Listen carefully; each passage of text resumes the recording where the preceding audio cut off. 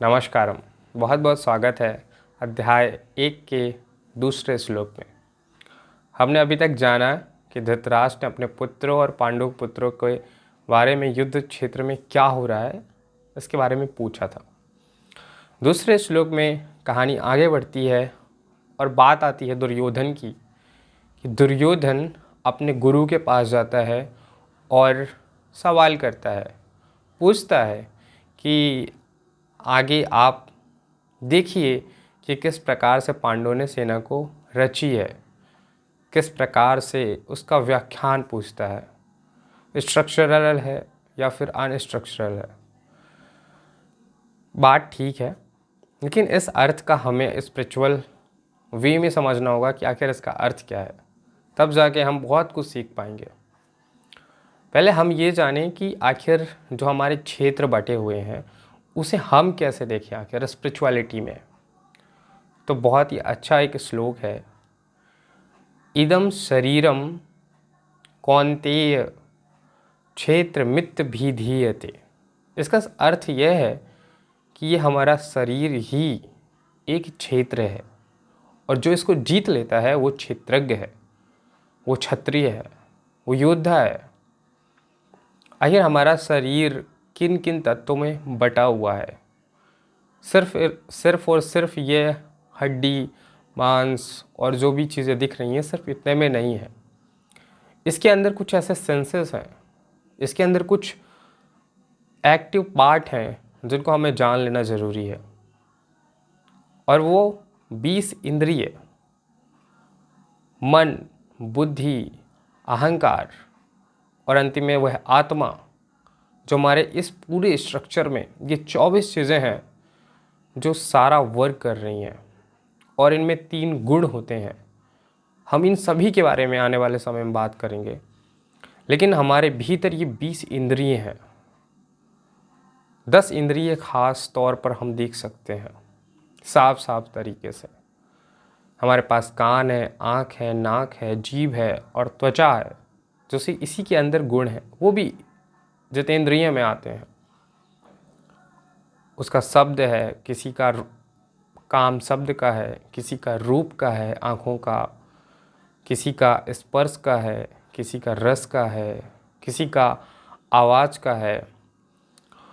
और ये इंद्रियों के माध्यम से ये जनरेट होता है और ये सारी फंक्शनैलिटीज़ हो रही हैं।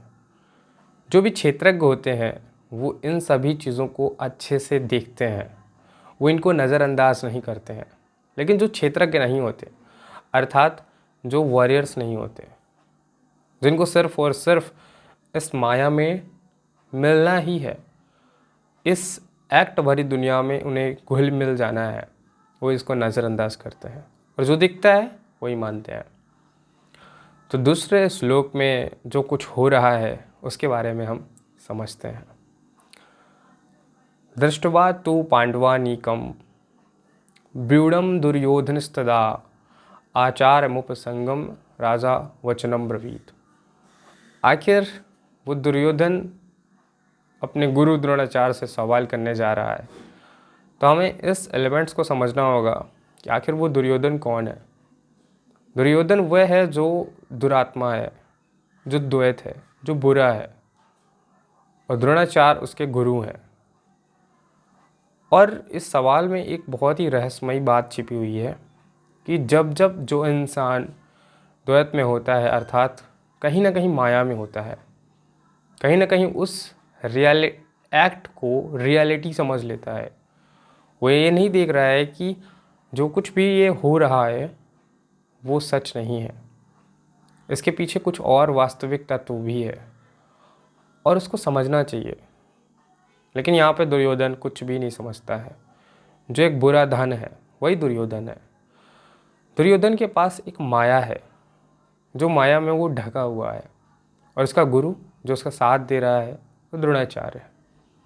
यहाँ पे द्वैत का गुरु द्रोणाचार्य है और अद्वैत का गुरु स्वयं योगेश्वर श्री कृष्ण है, जो अर्जुन के पार्ट में है।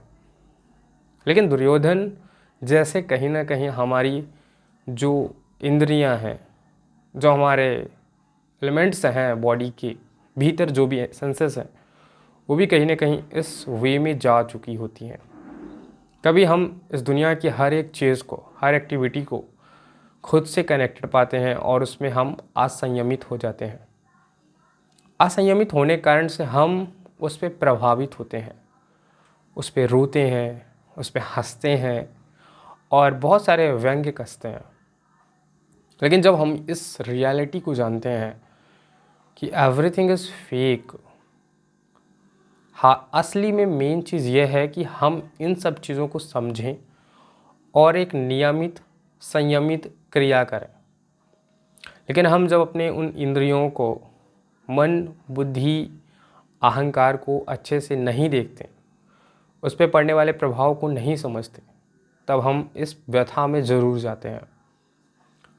तो गीता हमें यह सब कुछ सिखा रही है, बता रही है कि ये दुर्योधन क्या है, ये द्रोणाचार्य कौन है, जो हमारे साथ भी ऐसे लोग होते हैं, जो हमें इस तरीके से सिखाते हैं, समझाते हैं।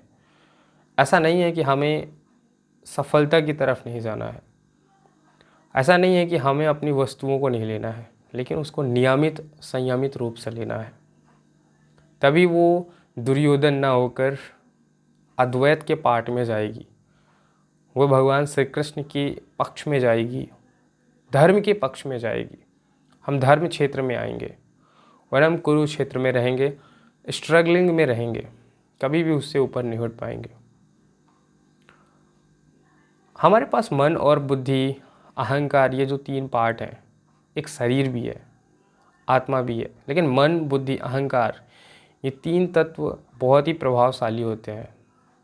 हम जो कुछ भी कर रहे होते हैं, इन पर प्रभाव पड़ता है। इसी से हमारे भीतर एक गुण आता है और वो गुण होते हैं सात्विक, रासिक और तामसिक। ये गुण हमारे भीतर जुड़ते जाते हैं और जैसे जैसे इनका जुड़ना होता है, उसी प्रकार से हमारे भीतर योग का जन्म होता है। हम उन्हीं क्रियाओं को करते हैं। योग कहीं ना कहीं हमारे कर्म से दिखता है। अगर कोई व्यक्ति का गुण सात्विक है तो उसका योग सात्विक होगा, अर्थात कर्म सात्विक होगा, उसका परिणाम सात्विक होगा। लेकिन अगर कोई चीज़ आप ऐसी ले रहे हैं जो तामसिकता है, गलत बोल रहे हैं, गलत देख रहे हैं, गलत चीज़ को स्पर्श कर रहे हैं, तो वो चीज़ तामसिक हो जाएगा और हम उन्हीं भीड़ में फंस जाएंगे। रासिक भी एक फंसाव है, सात्विकता भी एक फंसाव है, लेकिन सात्विकता उठती है। सात्विकता हमें सुगंध प्रदान करती है, भक्ति प्रदान करती है। आध्यात्मिकता में देखा जाए तो हमें आत्मज्ञान प्रदान करती है।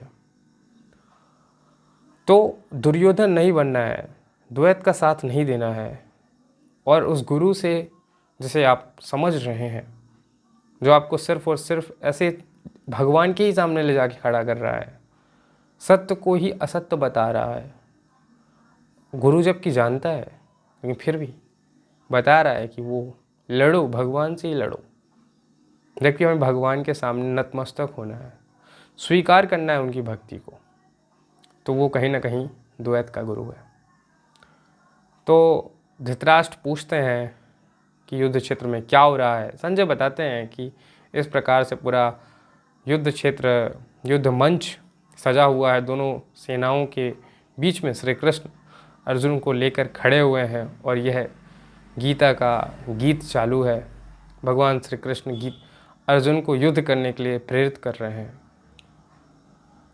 धृतराष्ट्र चाहता है कि युद्ध ना हो और मेरा पुत्र राजा बने, चाहता है कि पांडव युद्ध ना करें, वो हार जाएं, वो भाग जाएं। लेकिन फिर भी श्री कृष्ण हमेशा धर्म को जीत दिलाकर ही रहते हैं और वह ज्ञान प्रकट कर रहे हैं। तो ये पूरा अध्याय अर्जुन के अंदर जो डिल्यूजन हो चुका है, जो शोक हो चुका है, जो द्वंद्व हो चुका है, उसको समाप्त करने की कोशिश है। तो द्वितीय श्लोक सिर्फ इतना ही बताता है। और भी बहुत सारे अर्थ हो सकते हैं, बहुत सारे तत्व हो सकते हैं, लेकिन हमारी 20 इंद्रियां और ये जो 4 तत्व हैं, ये पूरे 24 एलिमेंट्स से बना हुआ जो एक्टिव सेंसेस है हमारे भीतर, इनको देखना बहुत ज़रूरी है, इन पर चिंतन करना बहुत ज़रूरी है, इनकी समझ होनी बहुत ज़रूरी है स्पिरिचुअलिटी के अलोंग बढ़ने के लिए। आप ये मत समझिए कि ये भक्ति क्या होता है, भगवान क्या होते हैं। Firstly you have to understand what we have inside, जो इन सब पार्ट्स को ओरिजिन करते हैं toward the God, toward the bhakti. हमें खुद ही देखना होगा कि हमारी आँखें क्या देख रही हैं, क्या सुन रही हैं, कान क्या सुन रहे हैं, जीभ क्या ले रही है, त्वचा किस चीज़ को स्पर्श कर रही है। तो हम जब इन चीज़ों को देखने लगेंगे ऑटोमेटिकली भगवान की तरफ हम आकर्षित होंगे, भगवान हमारी तरफ आकर्षित होंगे, हम उस सत्य को स्वीकार कर पाएंगे। तो देखना शुरू करिए और अपनी तरफ से भी चिंतन का प्रयास करिए, जो कुछ भी मेरे बताने में छूट गया। बहुत बहुत धन्यवाद।